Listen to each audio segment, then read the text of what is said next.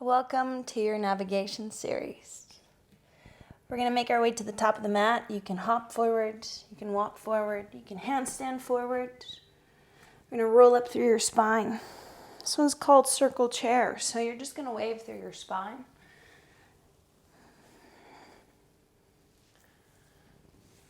This is especially lovely when you have everyone sitting on the couch watching you move your body. Get goofy. Get playful.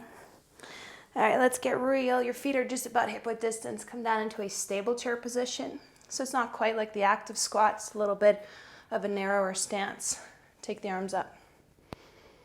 See if we can get after a deeper range of motion, more hip flexion, lifting your spine, straightening out the elbows, firing up into the triceps and the biceps, finding that shoulder elevation,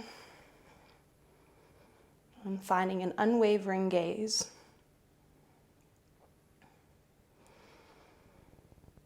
I'm going to try not to count. In my head, I'll count. See if we can go a little deeper.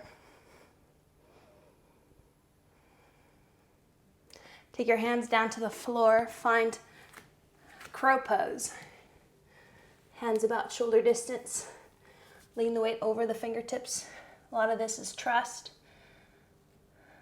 Doing something that you've never done before.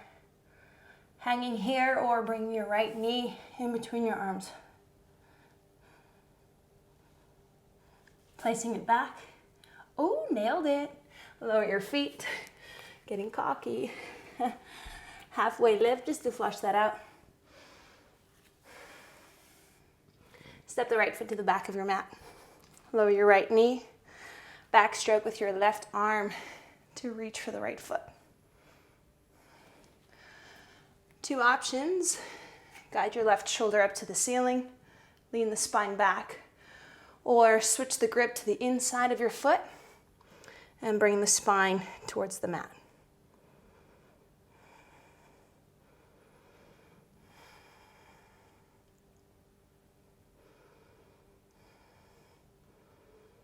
Set up for half splits. Reposition the feet. Hip-width distance is a great width. Draw the hips back. Pull the chest forward. Press down into the left heel like you're trying to dent the floor underneath your mat. And then visualize the left heel moving back towards the right thigh.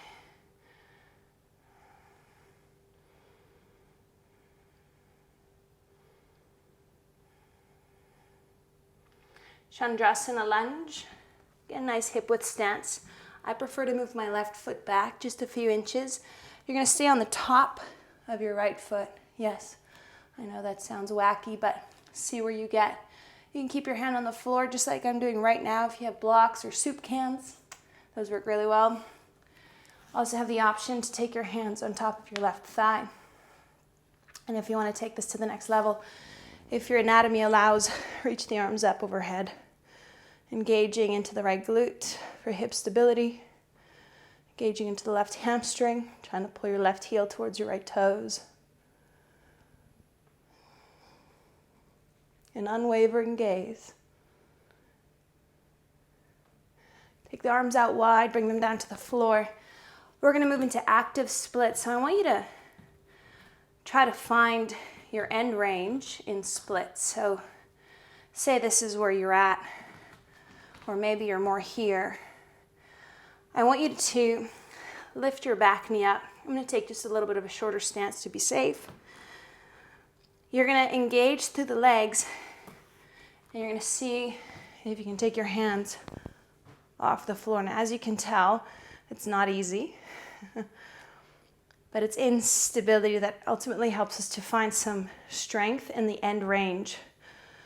So in the eccentric engagement of the muscle, we're finding a little more stability, more strength.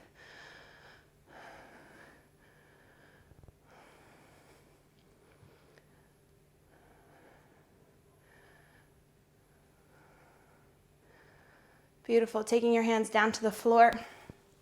Standing splits. Taking both of your hands around your left shin, or your left calf rather. Keeping the belly glued over your thigh, finding this rounding as you start to lift your right leg up. You have the option to stay here. We're going to be for another 10-15 seconds, or you can come into a handstand or work into your handstand hops.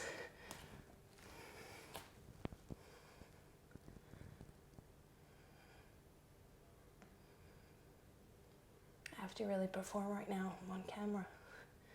This shit really works. 5, 4, 3, 2, coming down slowly, back to the top of your mat, rolling your way back up to stand, into circle chair.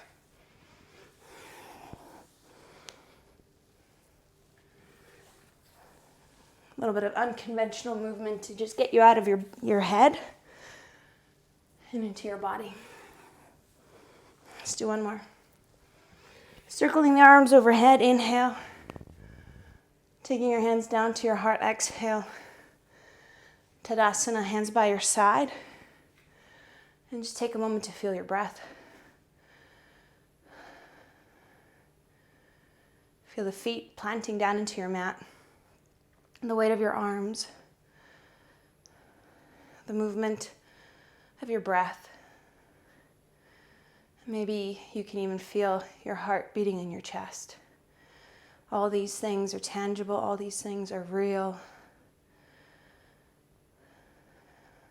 All these very tangible sensations are here to keep you anchored in the present moment.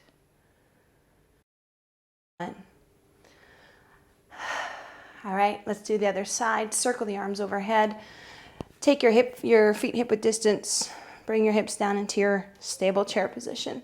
Again, working the elevation of the shoulders, the downward rotation of the scapula for greater stability. And also trying to find more range of motion, more flexion in the shoulders as you try to lift the arms behind the ears. And be careful here that you're not straining the sides and the back of your neck. Even your jaw, creating a small space between your back teeth will really help. See if we can sink a little deeper. Really helps not counting, actually. Kind of enjoy it. Okay, taking your hands down to the floor. Once again, coming into your crow pose. Maybe today is the day you try something new, right? Left knee in between your arms. Core stability, trust. 5, I'm counting. 3, 2, and 1. Stepping to the top of the mat. Go ahead, take your left foot back. Lower your left knee. Backstroke with the right arm. Depending on how you're feeling, you might enjoy this shape here, or you're going to switch the grip and bring your right shoulder down. This variation really more so just targets the quadricep and the hip flexor.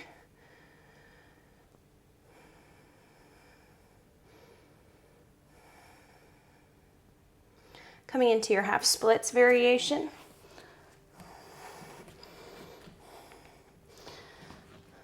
The body is quite a mysterious piece of work. You could have big range, great stability on one side of your body, and then yet the other side of your body feels a little tighter, weaker, more challenged, and that's completely normal. Yoga has this beautiful way of bringing awareness to our limitations and to our potential. Chandrasana lunge. Again, navigating that right foot a little back here for more stability. Again, like I just said, one side is going to be a little more willing, bit more cooperative than the other side.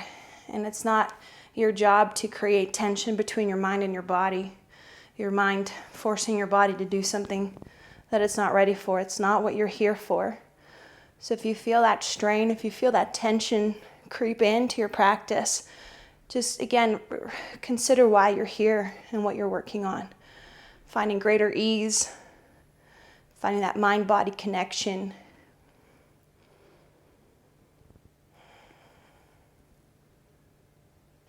Taking the arms out wide. as you lower the hands to the floor, finding your splits, taking the feet a little bit wider. This one's especially good if you're extremely mobile. Like you're very flexible, and it's going to be really hard because you're used to just leaning into your flexibility rather than your strength at your end range. I really hope that makes sense.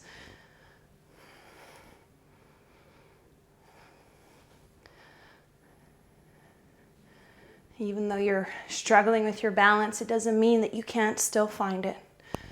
It's just not going to look a certain way, and it's not going to be perfect, but you're on your mat doing the work. Isn't that what matters? How you get it done. And that comes second to when you're actually in the mud, in the arena, getting your ass kicked, as Brené Brown likes to say.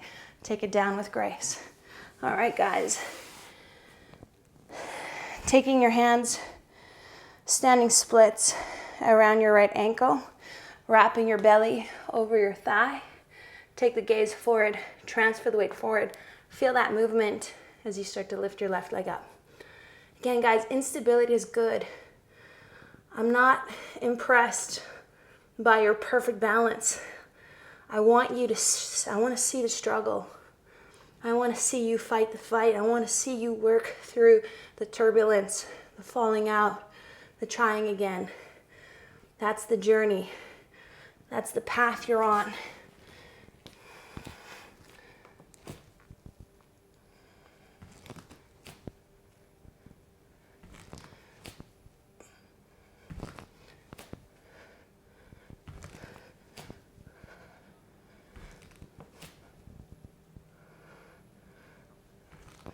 Last 5, 4, 3, and 2. Rolling yourself up to stand. Circling the arms overhead. Taking your hands down to your heart. Tadasana. Feel your body in space. Enjoy the pace of your breath.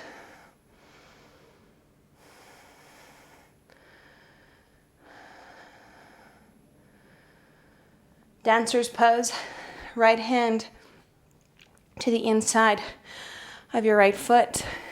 Thumb wraps around the belly of that big toe mound. And when you're ready, start your journey. Try not to overthink this. You can straighten your left leg. You can bend it a little bit. You can tip forward more, but try to keep your eyes up. And again, it's never been about perfect balance here, guys. Perfect balance is unattainable. It's unrealistic. So learn to embrace the tough times. If you fall out, you know what to do. You try again. You keep trying. 5, 4, 3, 2. The exit is as important as the movement into the pose. Don't neglect that part. Beautiful work. Other side. Nothing like a dancer to get your heart rate up even more. So what you want to focus on, and I'll switch my angle. Don't open your hip. Keep the hips, the headlamps pointed down to the floor. So go ahead and kick up. So this left hip, I'm actively drawing it down.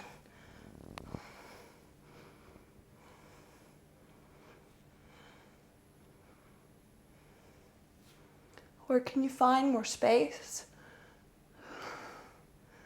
Where can you find more freedom? More ease?